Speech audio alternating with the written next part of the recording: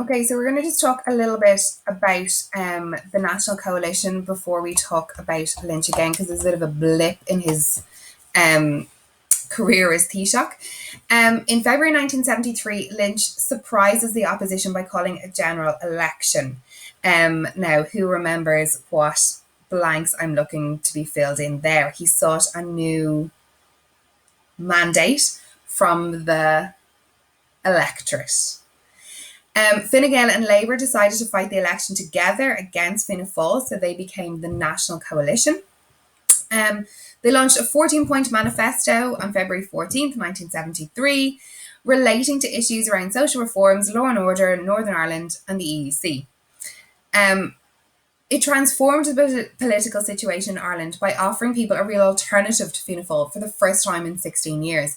So if we cast our mind back to what politics has looked like in Ireland since the foundation of the state, it's been very much dominated by Fianna Fáil and De Valera. So anytime there is a move away from Fianna Fáil, the opposition isn't strong enough. So we look at the first inter-party government, the second inter-party government. So the National Coalition, Fine Gael and Labour together, really looked at how they could provide a viable alternative to Fianna Fáil. It was also the first time two opposition parties came together on issues of joint concern and fought a joint campaign. So it was a very clever, strategic political move. So the National Coalition is actually quite successful. It's closely fought, but they do beat Fianna Fáil by 2 seats, and they remove Fianna Fáil from power after 16 years of government. That is a long time. So the new Taoiseach is Liam Cosgrave, he's Fine Gael, and the new Taoiseach is Brendan Corritt, and he's Labour. So they introduced their first budget in April 1973, very socially progressive.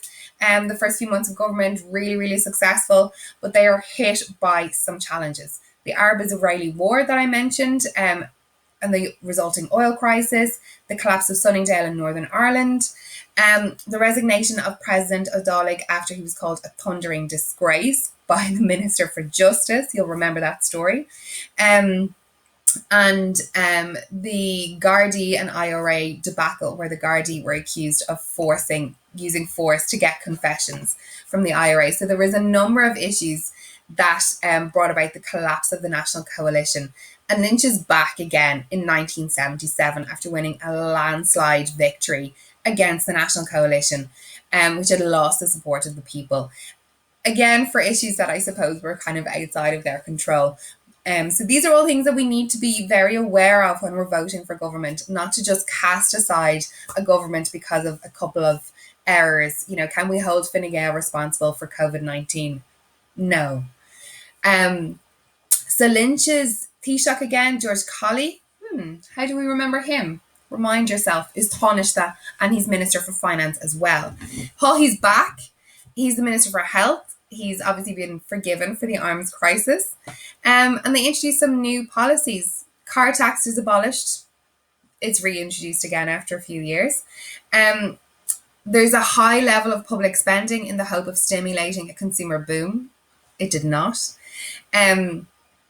It's important to remember, back when Whittaker was creating his first program of economic expansion, he promoted a move away from levels of redundant public spending because it was redundant spending. You don't gain profit. So if you spend a lot of money building a school, where's your profit from that? It's not for maybe 10 years when you start to see those first years working and paying tax. So it's not profitable enough, and to move away from public spending. So here, Lynch's government makes a huge mistake. Colley makes a disaster of being Minister for Finance. He introduces a ridiculous budget and doubles the deficit, and increases borrowing to 13% of the gross national profit, which is huge. So Ireland's unprecedented growth of the 1960s is going to be decimated by the 1970s, and we're heading towards recession again.